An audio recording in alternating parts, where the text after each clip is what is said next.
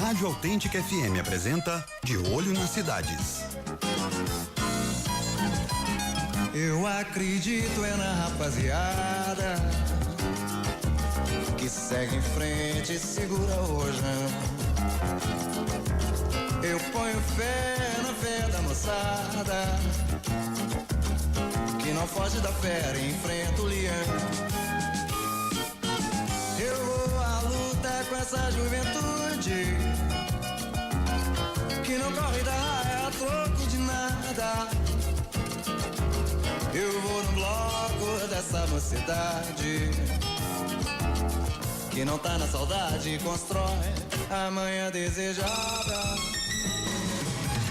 8h01 aqui na Rádio Autêntica FM. Eu sou Romero Carvalho, vou com vocês até às 9h com o programa De Olho na Cidade, discutindo os principais assuntos de Belo Horizonte, região metropolitana, e com muita música também, aqui sempre na companhia agradabilíssima do meu querido Roberto Carvalho. Roberto, bom dia. Bom dia, Romero. Bom dia, Lucão. Nosso engenheiro internautico, responsável por colocar no YouTube e na internet o nosso programa. Bom dia, vai lá pro pessoal da Norte, meu grande amigo Zé Maria, do bairro Tupi Lagedo. E vamos começar o nosso programa trazendo aqui o grande escritor mineiro Guimarães Rosa. O correr da vida embrulha tudo. A vida é assim, esquenta e esfria, aperta e daí afrouxa, sossega e depois desinquieta. O que ela quer da gente é coragem. Muito bem, Roberto. Guimarães Rosa é sempre uma leitura muito importante, né? Agora, Roberto, vamos falar um pouquinho sobre os assuntos dessa semana, e o principal assunto da cidade essa semana, acredito que foi a manifestação dos professores das UMEIs em Belo Horizonte, que acabou com cenas lamentáveis, assim, de um confronto com a polícia no centro da cidade, na Avenida Afonso Pena. Muitas versões, né? Os professores alegando que foram totalmente assim surpreendidos pela ação da Polícia Militar, a truculência da ação da Polícia Militar. O governador Fernando Pimentel pedindo uma apuração, uma sindicância para ver se não houve abusos da polícia. O comando da polícia dizendo que negociou com os professores por mais de 1h30 para a saída deles das ruas, e isso não aconteceu. Então não restou a eles outra alternativa senão usar o que eles falam do uso progressivo da força, né? Primeiro água, depois bomba de efeito moral, enfim, dizem que não usaram balas de borracha, alguns professores falam que sim, enfim. E o prefeito Alexandre Calil dizendo que foi tudo uma ação política do sindicato dos professores, e que um valor de salário dos professores que os professores estão contestando, falando que não é tudo isso que o Calil falou que é. Mostraram um contra-cheque, inclusive, na rede.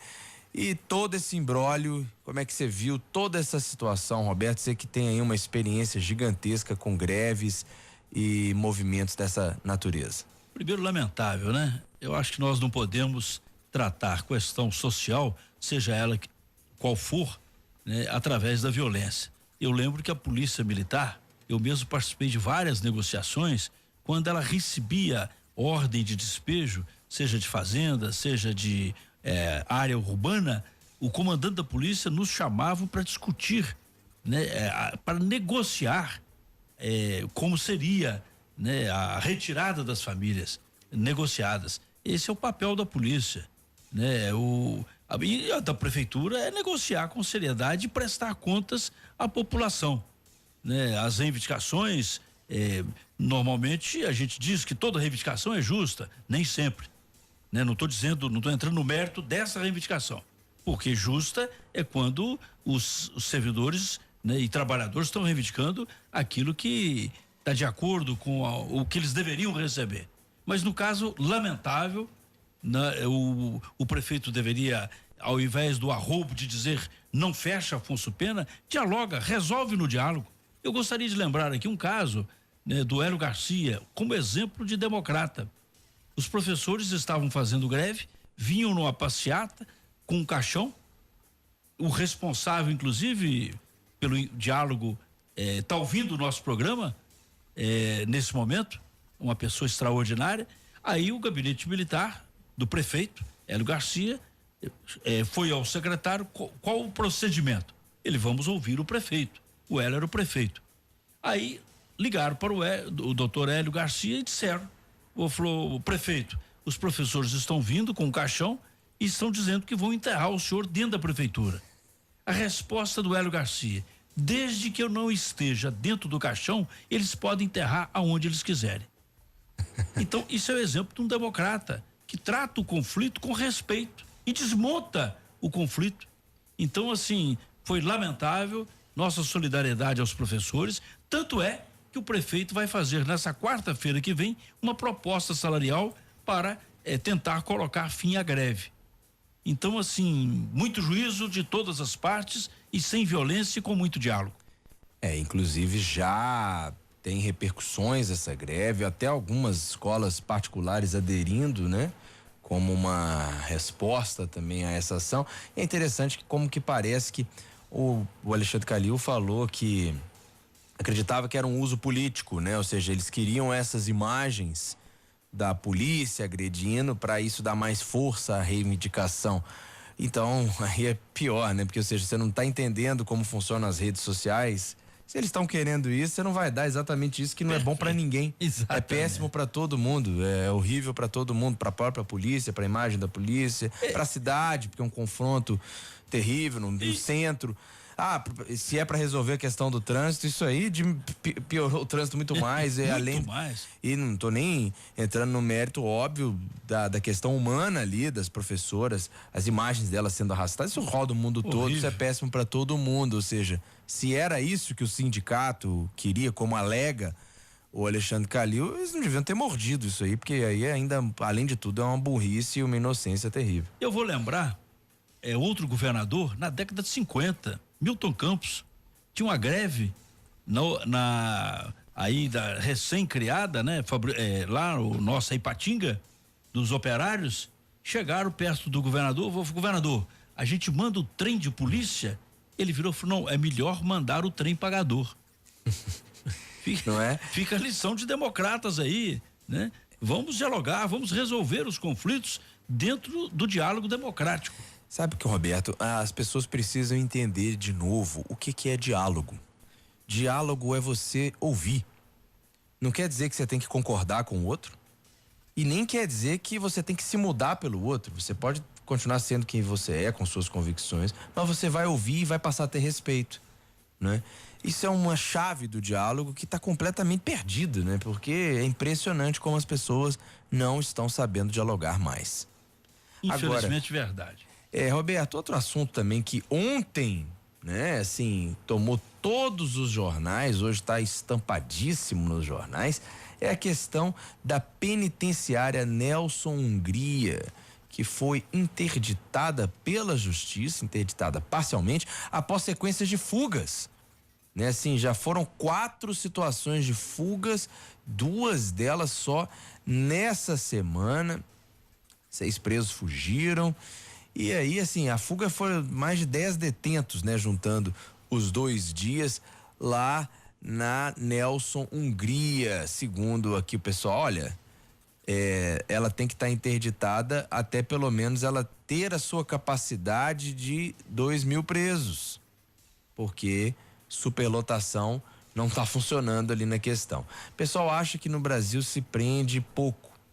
Se prende muito no Brasil, na verdade, se prende mal, se recupera pessimamente, né? E se formam cartéis de crimes nas cadeias, né? Comando Vermelho, PCC, tudo foi formado ali, né? E hoje o crime organizado no Brasil é uma ameaça democrática, inclusive, muito séria e formada muitas vezes nas cadeias.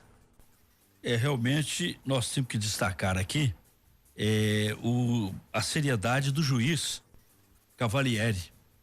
Ele diz o seguinte: se algo não for feito, a tendência é de agravamento da situação. Espera-se que não seja necessária a ocorrência de um banho de sangue ou de rebeliões para que algo concreto seja feito pelo poder. E o juiz, ele diz que está interditada até não pode passar de 2000, já passou de 2000. Sim, já passou bastante. Bastante de 2000, né? E depois é interessante também notar aqui que o Conselho pediu a interdição. O Conselho Nacional de Política Criminal e Penitenciária. Aí o juiz diz o seguinte: é importante asseverar que talvez os membros do nobre conselho jamais tenham colocado os pés na penitenciária. Quer dizer, o conselho ali. Muito sério Muito esse juiz Wagner Cavalieri. Essa questão tem que ser tratada com muita, né, mais do que seriedade, né? Tem que agir. Não pode ultrapassar o número. Esse problema prisional. O Brasil é um dos países que tem o maior índice de prisão, né? O índice prisional nosso é altíssimo, um dos maiores do mundo. Agora as pessoas têm que ter condições de recuperar-se. Né? Senão não tem nem por que existir, né? Exatamente. Se é pra você torturar as pessoas, não tem por que existir. Mas é impressionante como que não se avança nessa questão. A gente teve uma crise muito séria disso já no ano passado e nada aconteceu. Então, ou seja, a gente vai esperar isso também acontecer aqui em BH, aqui na região metropolitana, pra gente ter alguma coisa grave sendo tomada. Roberto, essa semana, nesse dia, hoje, na verdade, no nosso De Olho nas Cidades, esse 28 de abril, a gente está encerrando o mês de abril, chegando próximo ao 1º de maio, Dia Internacional do Trabalhador. E assim, hoje eu selecionei aqui pra gente homenagear alguns aniversariantes do mês de abril, muitos deles falecidos, obviamente, né? Faria aniversário dia 30 de abril, Dorival Caymmi, grande compositor baiano, um dos alicerces da música popular brasileira. E também no dia 28 de abril, hoje, o grande Paulo César Pinheiro, talvez um dos maiores, se não o maior poeta da música brasileira vivo, né, Roberto? É doce morrer no mar. E depois, né, o Paulo César Pinheiro, um poeta maravilhoso, extraordinário, né? De tantas parcerias, né? Compôs com João Nogueira, com Tom Jobim, com Eduardo Gudim, compôs com muita gente boa, né? Impressionante. O importante é que a nossa emoção sobreviva. Pois é, um grande show esse aí, inclusive, que tá precisando ser ouvido de novo aí, viu? O pessoal tá se aproximando de várias situações que a gente já viveu nesse país. Mas então aqui a gente colocou duas músicas que são muito importantes para esses compositores. Um é o Dorival Caymmi cantando Saudade da Bahia com o Tom Jobim. Belíssima gravação. É um disco muito importante, né? Do Tom visitando o Dorival Caymmi, a família Caymmi, fundamental aí na música brasileira, pra gente começar aqui bem suave o programa. Depois Pelas Ruas da Cidade, que é uma música do segundo álbum do Paulo César Pinheiro. Ele não gravou muitos discos solo, porque ele tem tantas parcerias que ele não gosta muito de cantar. Mas essas Pelas Ruas da Cidade é uma música importante porque é uma música sem parceria. É uma música do Paulo César Pinheiro, letra do Paulo César Pinheiro, que abre o seu segundo disco de 1980. E daqui a pouco a gente volta conversando aqui no De Olho nas Cidades.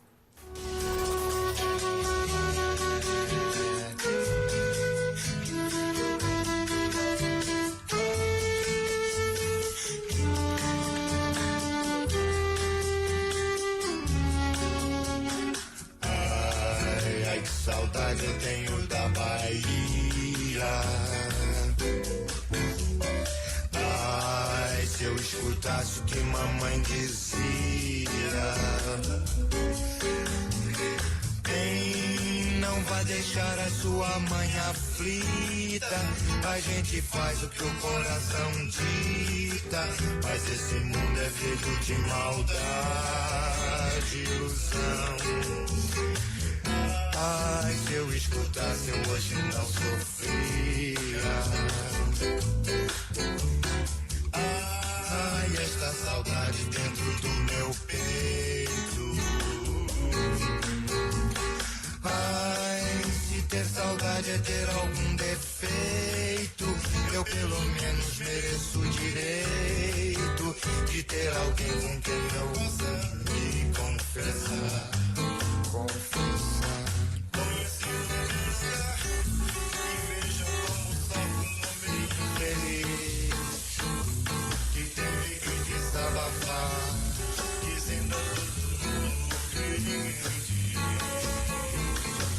vejam que situação, e vejam como sofre um pobre coração. Pobre de quem acredita na glória e no dinheiro para ser feliz. Ai, mas que saudade eu tenho da Bahia. Ai, se eu escutasse o que mamãe dizia. Ai, vai deixar a sua mãe aflita. A gente faz o que o coração dita, mas esse mundo é feito de maldade, ilusão. Ai, ai, ai, ai, sofria. Ai, essa saudade dentro do meu peito. Ter saudade é ter algum defeito. Eu pelo menos mereço o direito de ter alguém com quem eu possa me confessar.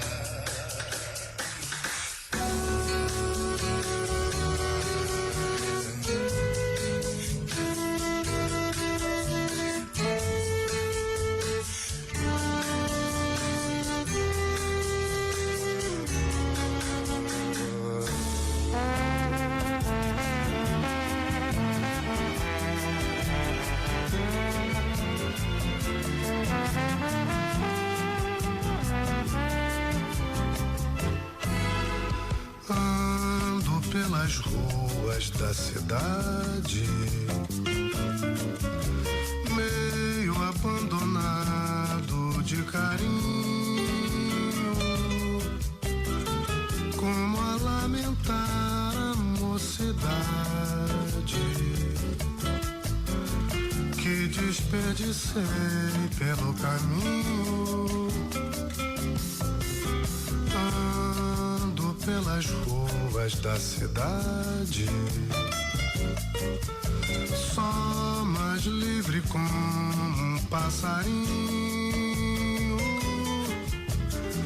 Tenho no meu peito uma saudade que me dói, mas prefiro viver sozinho.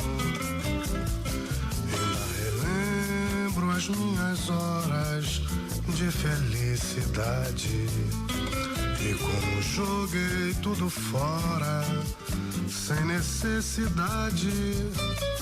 Mas nada do que eu fiz na vida foi contra a vontade. Duro é ter nos ombros o peso da idade.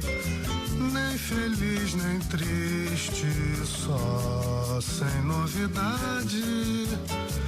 Ando pelas ruas da cidade. Ando pelas ruas da cidade, meio abandonado de carinho, como a lamentar a mocidade que desperdicei pelo caminho. Ando pelas ruas da cidade, só mais livre como um passarinho. Tenho no meu peito uma saudade que me dói, mas prefiro viver sozinho. Tenho no meu peito uma saudade que me dói, mas prefiro viver sozinho.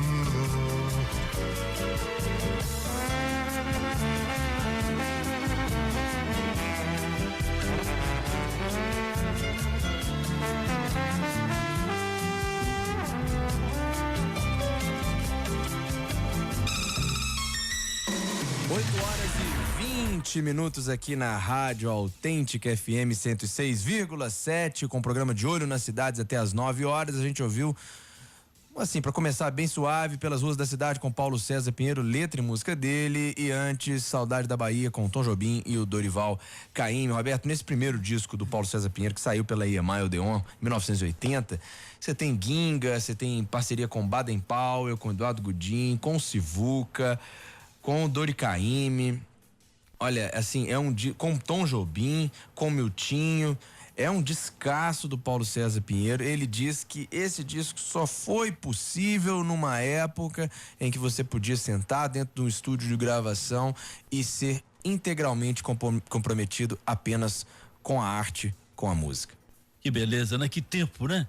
Um tempo desse e um tempo onde o Tom vai visitar Caymmi. Puxa vida, né? Que tempo feliz. Que o Brasil ainda tem tantos compositores bons. Hoje, eu fico muito triste quando as pessoas dizem, a música do passado é que era boa. É muita gente boa fazendo música hoje, só não tem espaço para divulgar. Exato. Nós não temos um programa na televisão aberta de música. Não temos um programa. Nessa época, nós tínhamos inúmeros programas musicais. A música era uma mola mestra. A gente tem que recuperar muito disso, as pessoas pararem para ouvir música, ouvirem música, sabe? Não ter que fazer música, ouvindo música, fazendo mil outras coisas, sem ter essa atenção com a música. Você não vai no cinema e vê um filme, lendo uma coisa, pensando no WhatsApp. Não, você tá ali concentrado. Então a mesma coisa com a música, vamos voltar com essa cultura de ouvir, porque vai fazer muito bem pro Brasil. Roberto, essa semana saíram os dados do IBGE, pesquisa do IBGE, revelando uma taxa gigantesca de desemprego. O Brasil perdeu 1,5 milhões de postos de trabalho no primeiro trimestre. No primeiro trimestre, a taxa de desemprego batendo em 13,1%. Isso é muitíssimo alto no país, muito, muito alto mesmo. E aí, você vai ler aqui, o pessoal fala, não, isso é uma herança do Lula. Que agora a moda é essa, né, galera? Vamos colocar a culpa toda no PT, demonizar um só partido, porque aí todo mundo fica bem, o resto todo. Essa taxa de desemprego é semelhante às taxas da época do governo do Fernando Henrique Cardoso e muitíssimo superior às taxas do PT, tanto com Lula quanto com a Dilma, etc. Uma crise de desemprego quase sem precedentes aí nos últimos 20 anos. Esse é o resultado do golpe. Fizeram o golpe para isso. Destruíram os direitos trabalhistas. Hoje o emprego informal cresce absurdamente. E aí eles têm o disparate quando falam que estão crescendo 1%, botam no Jornal Nacional como se fosse um crescimento. Né? Crescimento é quando se reverte no emprego. Você cresce o emprego. Né? Essa taxa é absurda, é alarmante. O índice de desempregados é a 7ª maior do mundo. Só para você ter uma ideia. E nós retroagimos, né, nos governos Lula e Dilma foram criados mais de 18 milhões de empregos. Né? O Brasil passou a ter taxas semelhantes ao do primeiro mundo. Foi. Em termos... Vamos lá, só para não ficar como se a gente estivesse falando coisa. 2002, ou seja, no último ano do governo Fernando Henrique, a taxa de desemprego anual ficou em 12,6%, muito semelhante à atual. Depois, no final do primeiro governo do Luiz Inácio Lula da Silva, ela estava em 9%. Ele entregou ela em 6%. Ela chegou a 5%. Depois ela chegou a 4,8%. 4,8%. Em 2014, que já com o final já do governo Dilma em 2014, ela estava em 4,8%. Aqui também muito forte pelas construções todas da Copa, todo esse cenário, né? Mas em 2015 ela já saltou para 7%, 2016 para 11,5% e agora chega nesse índice recorde nesse século 21 de 13,1%. Se você não tiver uma economia voltada para gerar emprego, para reforçar o mercado interno, né? Ou seja, uma economia que pensa nas pessoas, né? Aí não dá. A economia que só pensa no mercado, eles falam, o mercado está pensando. Quem é o mercado? Quem é o tal de mercado? Os banqueiros, o sistema financeiro, que só quer lucro. Olha o lucro do Bradesco essa semana, um dos maiores lucros da história do Bradesco. Teve um lucro de mais de 3 bilhões num semestre. Quer dizer, isso é por isso que tem lucro no Bradesco. Eles, né, o mercado financeiro é que determina a política econômica. Aí vem os analistas aí dessas redes e falam: o mercado está satisfeito, o mercado está reagindo bem. Né? Temos que ver se o povo, a vida do povo está bem, se está tendo emprego, né? Se o salário está decente. Aliás, nós nunca tivemos salários tão baixos. Sim, inclusive terceirizados, com salários muito horrorosos. E é impressionante que essa taxa, o mercado, né? Fica sempre essa coisa, como se o mercado fosse o centro, o mercado virou o centro, o ser humano não é mais o centro. Os iluministas lá que pensaram no antropocentrismo, né? Que o homem ia ser o centro agora, não mais Deus e tudo bem. Agora eles também se deram mal, porque o centro agora é o mercado. É o mercado, O mercado é que gerencia tudo, é para ele que tudo é feito, ou seja, é o Deus mercado, né? E aí eles pegam, muito. por exemplo, vocês reparem aí, todos que estão nos ouvindo, todas as notícias econômicas dos jornais, das televisões, eles chamam um especialista para falar em nome de quem? Em nome do mercado. Né? Então, assim, é tudo uma empulhação para tentar fazer com que o povo não veja a real situação que ele vive e que ele sofre. Roberto, essa semana também o ex-governador de Minas, o Eduardo Azeredo, que está aí na iminência já há muitos anos, né? Não sei nem se ele já considera, se ele ainda considera uma iminência de ser preso pelo Mensalão Tucano. É uma prisão que tem sido muito especulada, porque, enfim, seria um dos primeiros aí, dos caciques, né? Dos grandes nomes do PSDB preso em alguma ação judicial. E ele diz que está, inclusive, despreparado, aflito com essa questão. Deu uma entrevista longa para o portal UOL, para o Estadão, inclusive, né? Foi compartilhada no portal UOL. E ele acredita que é uma questão eleitoreira e tem recebido muito apoio do seu partido ao longo desse processo. O que você acha de tudo isso, Roberto? De todo esse caso do Azeredo, de toda essa questão que envolve o ex-governador de Minas Gerais? Na realidade, é um processo que se arrasta há séculos. Né? Quase grande parte dos personagens que constavam do processo já completaram 70 anos e, portanto, estão fora. Né? O Azeredo vai completar dentro de pouco tempo. Aí tem a pena comutada e sai. Então, um processo que ele vai se arrastando. Né? Tem mais de 20 anos. A pena do ex-governador Azeredo é de 20 anos. Ele disse aqui, na entrevista que ele deu na rádio Super Notícia, dizendo que a sua condenação a 20 anos e 1 mês foi desproporcional. Quer dizer, se ele achou que é desproporcional, achou que a pena deveria ser menor. Então, mas que deveria ter pena, não? Deveria ter pena. Tá... Na realidade, aqui está essa grande celeuma sobre o Caixa 2. O processo é acusar dele usar dinheiro do Estado, das empresas do Estado de Minas Gerais, para financiar a sua própria campanha e financiar e dar dinheiro para os partidos que o apoiaram, que estavam na sua coligação. Então isso foi chamado Mensalão Tucano. Primeiro, a justiça que tem 2 pesos e 2 medidas. Nós queremos uma justiça célere para todos e para todos os casos. É inadmissível que um processo como esse venha se arrastando por 20 anos, como foi o caso daquele processo do Collor. Quando o processo foi para o julgamento, já estavam as penas prescritas. Eu vou dizer para vocês aqui, eu estava na Assembleia e no plantão, e tinha um deputado para ser julgado pela justiça quando ele tinha sido prefeito. E o processo se arrastou.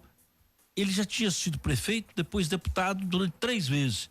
E era o plantão das férias que ficam, né, uma comissão representando a Assembleia. Na hora de votar, um dos deputados que disse que não, podemos votar, porque todas as penas já estão prescritas. Podemos liberá-lo para que a justiça o julgue. Ou seja, o processo se arrastou tão lentamente que ao concluir as penas já estavam prescritas. Então, assim, é o caso do processo do ex-governador Eduardo Azeredo. Né? É feito para ser assim, né? Feito para ser moroso. Né? Exatamente. Lamentável. E injustificável. Roberto, vamos voltar aqui aos nossos aniversariantes de de abril, para fechar esse mês. A gente agora tem 3 aniversariantes estrangeiros aqui, ó. Primeiro, a gente ouviu ele recentemente aqui no programa. Inclusive, o pessoal elogiou aqui, falou, né, com você, que se surpreendeu. Marvin Gaye faria aniversário dia 2 de abril, cantando aqui com a Tammy Terrell, um dos seus maiores clássicos, assim, da carreira, um dos maiores clássicos da música mundial, Ain't No Mountain High Enough, que é uma música que foi, inclusive, lançada também pela Diana Ross. E depois a gente vai ouvir Jimmy Cliff cantando também, um clássico, também que no Brasil fez bastante sucesso, até na versão dos Titãs, né? O Nando Reis fez uma versão dessa música, The Harder They Come. Jimmy Cliff, um dos grandes nomes do reggae jamaicano. E depois Roy Orbison, um dos precursores do rockabilly, do rock nos Estados Unidos, com sua voz operística, né? Que fez muito sucesso com Pretty Woman. Mas nós vamos ouvir aqui ele cantando You Got It. E daqui a pouco a gente volta com o De Olho nas Cidades.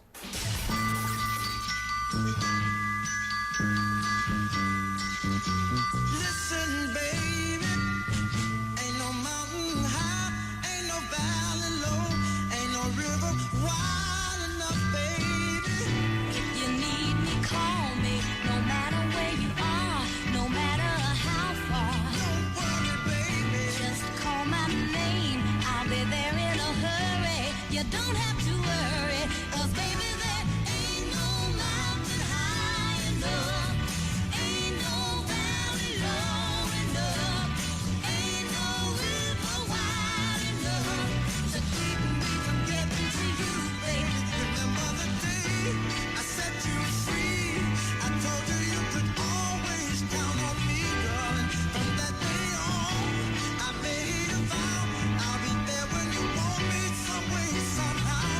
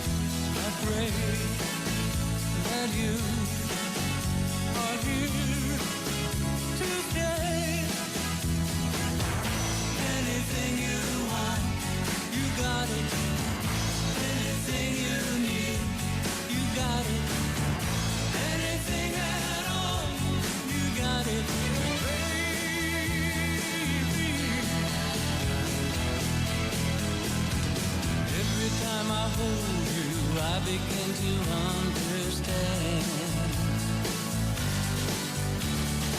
Everything about you tells me I'm your man.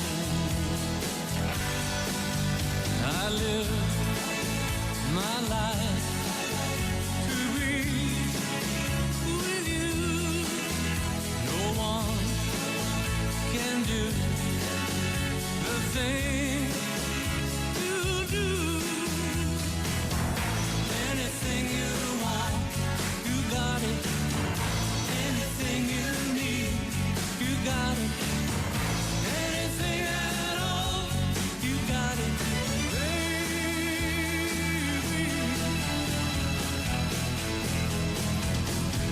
Anything you want, you got it. Anything you need, you got it. Anything at all.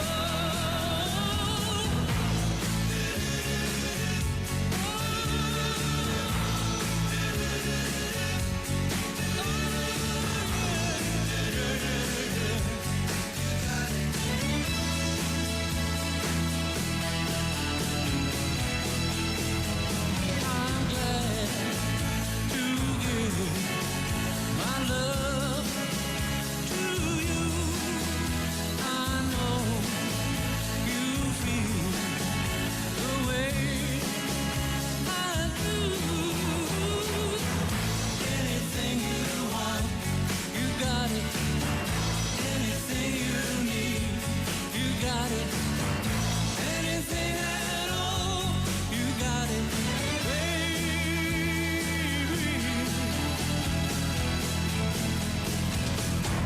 Anything you want, you got it. Anything you need, you got it. Anything at all, you got it, baby.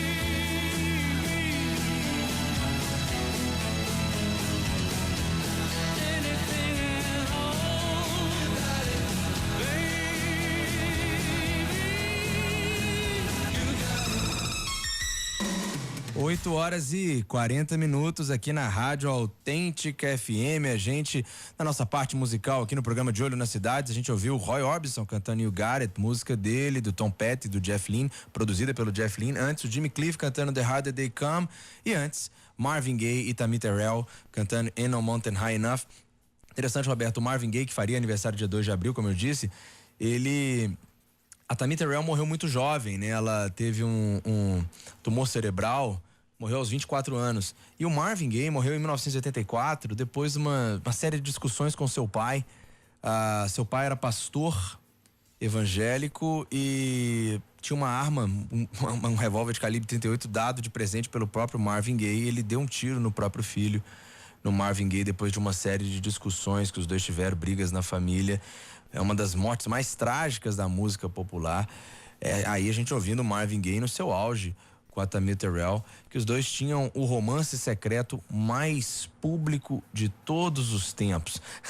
O Jimmy Cliff, que também fez aniversário esse mês, fez 70 anos, completou redondo 70 anos. Essa música Harder They Come é de 1972. E o Roy Kelton Orbison, morreu em 1988. E essa música que a gente ouviu, You Got It, que é um dos grandes sucessos da carreira dele, foi lançada só depois da morte dele, num disco dele de 1989, que aí são aquelas ironias da música do mundo do pop, né? Esse é o disco de maior sucesso da carreira dele. Um disco póstumo. Ele teve muito sucesso nos anos 60 com Pretty Woman, Dreams e outras músicas, mas depois foi revivido nos anos 80 com um supergrupo que tinha o George Harrison, Bob Dylan, Tom Petty e o Jeff Lynne, que foram os Traveling Wilburys, mas ele faleceu logo depois do lançamento do primeiro disco do Traveling Wilburys, e aí reuniram esse álbum que já estava sendo feito dele, que foi lançado em 1989, chamado Mystery Girl, que acabou sendo o grande sucesso da carreira dele, depois que ele já tinha morrido. Agora, depois Roberto, dessas belíssimas músicas, dedicaram ao meu amigo Iago, que tá lá ligado. Outro dia ele falou, poxa, essas músicas são boas, são ótimas, e o Iago gosta, né? Roberto, vamos lá falar um pouquinho aqui de esse companheiro seu até, você conhece bem, E por isso mesmo eu quero te ouvir, porque há uma figura muitíssimo polêmica da política de Minas Gerais, e muitas dessas figuras polêmicas, elas vão ficando no poder, elas ficam nos seus cargos e se renovam, e vem eleição e volta, que é o vereador Wellington Magalhães, que foi presidente da Câmara Municipal e preso preventivamente por suspeita de envolvimento com fraude em licitação. Foram exonerados 11 assessores parlamentares, um atendente parlamentar, auxiliar de administrativo, o chefe de gabinete dele, todo mundo do gabinete do vereador, ou agora não sei se o ex-vereador, porque a suspensão do mandato dele também foi publicada já foi oficialmente publicada, e já tem até o suplente com um prazo para poder assumir o seu cargo. Roberto, como é que você viu toda essa questão do Wellington Magalhães? O que você tem a falar pra gente sobre esse sujeito? É realmente uma figura polêmica. Eu fui vereador junto com ele, e que entrou na política, segundo o histórico que publicaram, ele antes da política fraudava que era goleiro e não era, né? Mas é uma figura realmente que na Câmara Municipal pautou-se como defensor de grupos econômicos, né? E chegou à presidência da Câmara, uma presidência que foi tão polêmica quanto todas essas notícias, daquele que fazia tudo que o executivo mandava, desde que o executivo se ajoelhasse, né, para todas as exigências que ele impunha. É um tipo de política, gente, que tem que acabar. Eu lembro que ele foi processado por dar festas em troca de campanha, né, festas polêmicas, porque você não pode comprar voto. E isso ostensivamente na campanha. Festa para reunir 5.000 pessoas, com propaganda em jornais. Então, assim, na realidade, é porque os pequenos delitos, eu diria, acabam sendo tacitamente aceitos, e as pessoas vão crescendo, né? A fraude acusada pelo Ministério Público das licitações na publicidade, de desvio de 30 milhões na Câmara Municipal. E ele, quando era presidente, fazia muita propaganda em todos os jornais, que estava exatamente diminuindo as despesas da Câmara. Então, assim, a corrupção é um dos grandes males do nosso país. Nós precisamos que ela seja combatida dentro da lei, sem excessos.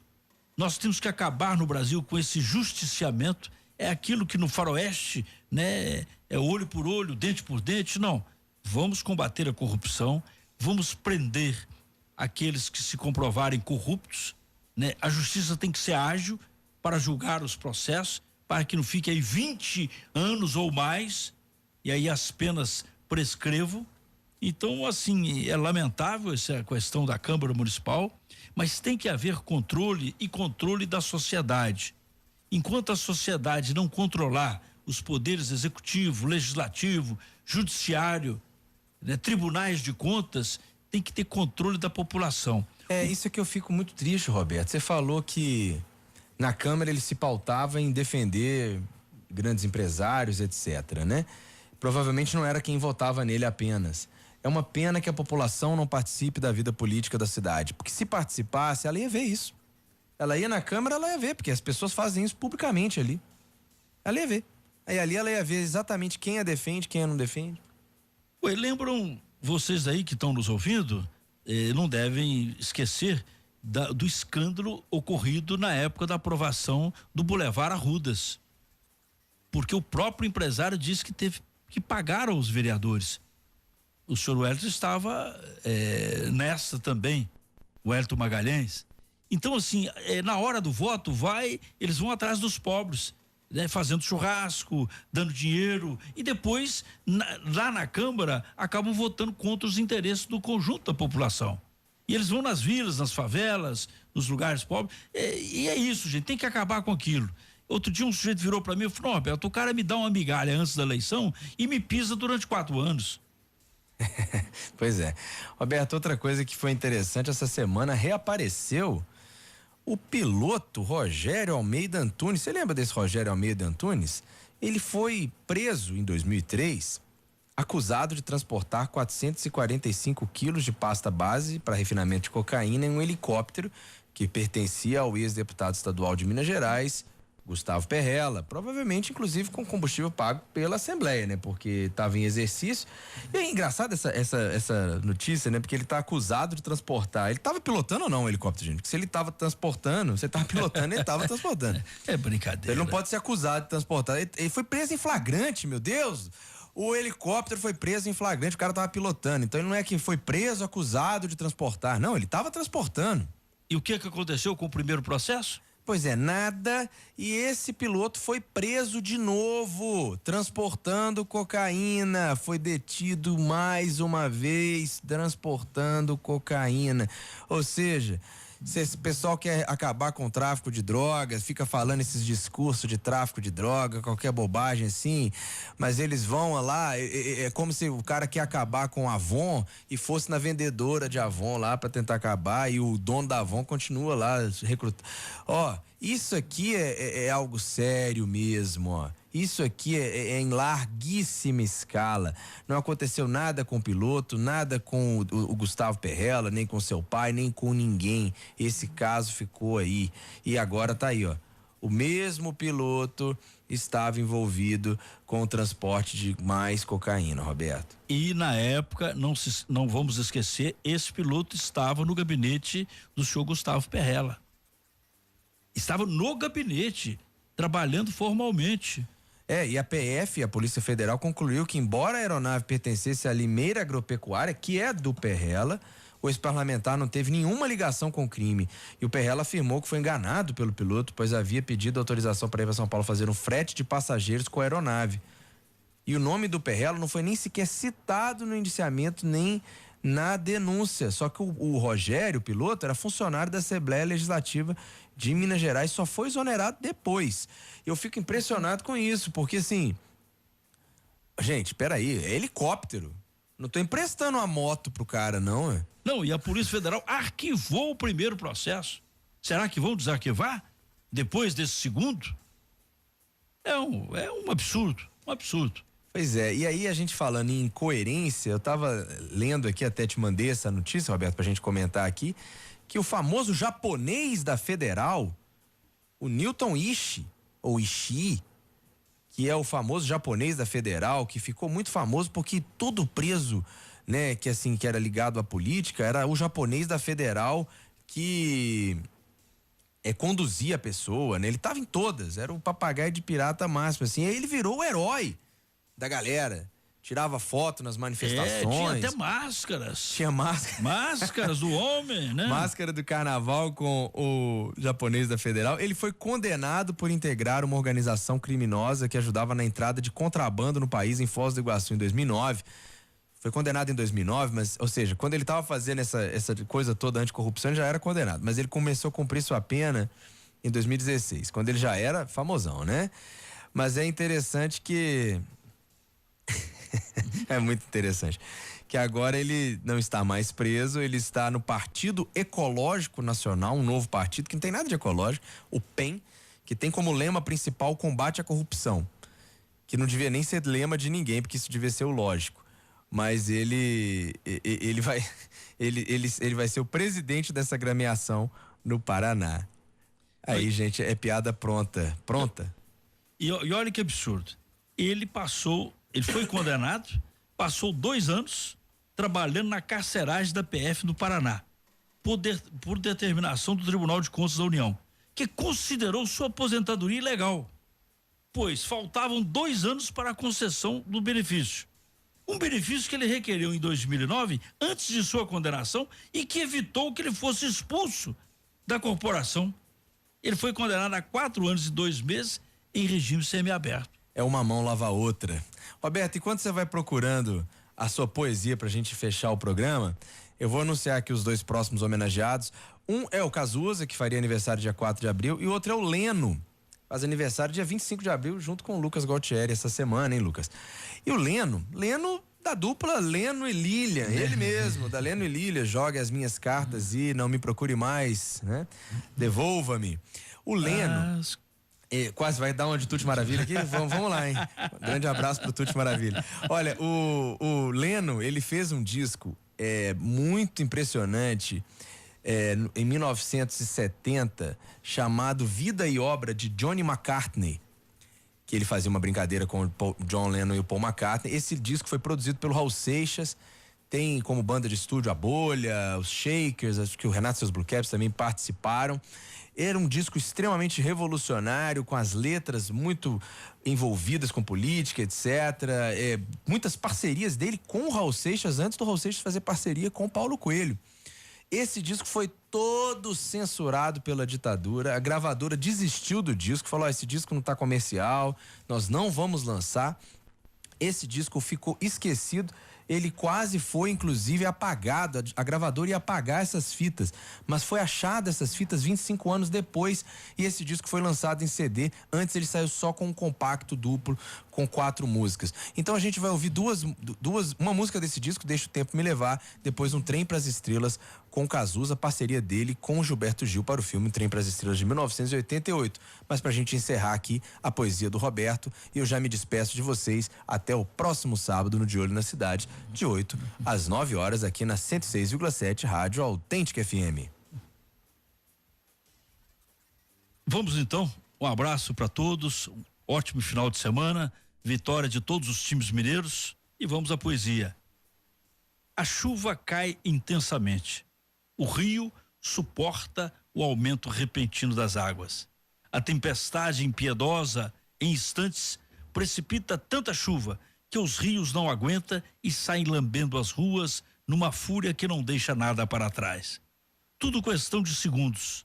Assim são nossas vidas. Um rio que carrega as águas da vida, tentando segurar pelas margens nossas inquietudes, nossos desafios. Em questão de segundos, o rio que somos nós pode transbordar, alargar as margens do horizonte e buscar outras margens. O amor pode superar todas as margens, todas as cheias, todas as inundações. O desamor pode entornar e lamber o resto de humanidade guardado em nossos corações. Entre um e outro, apenas questão de segundos. É só se deixar levar pelas ondas da insensatez do desamor e ver como é fácil acender o pavio do ódio.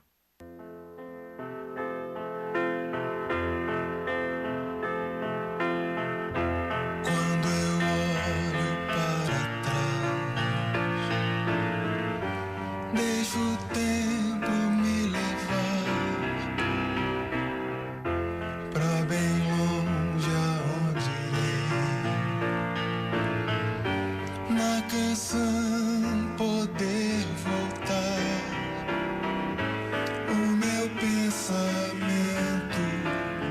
só me faz lembrar você. No bem que me faz, foi ao lado seu que eu tive paz.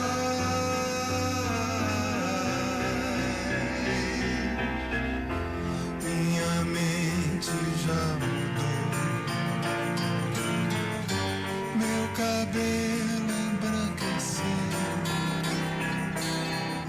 só não muda o coração. Pela vida que viveu, o meu pensamento só me faz lembrar você. No bem que me faz,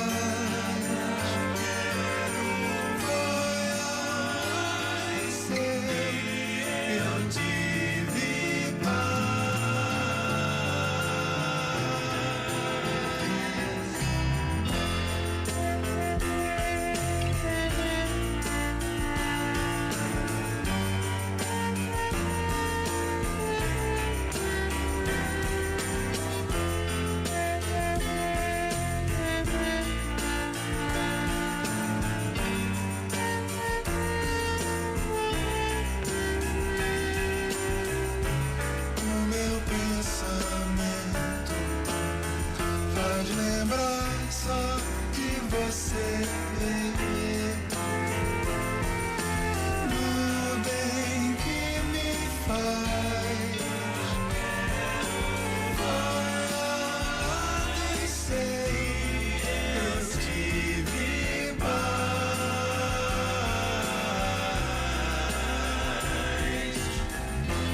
Quando eu olho para trás, deixo o tempo me levar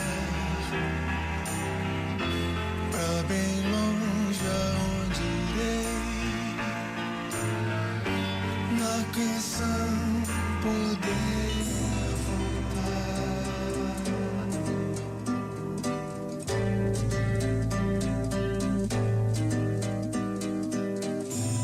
São 7h da manhã. Vejo Cristo da janela. O sol já apagou sua luz e o povo lá embaixo espera nas filas dos pontos de ônibus.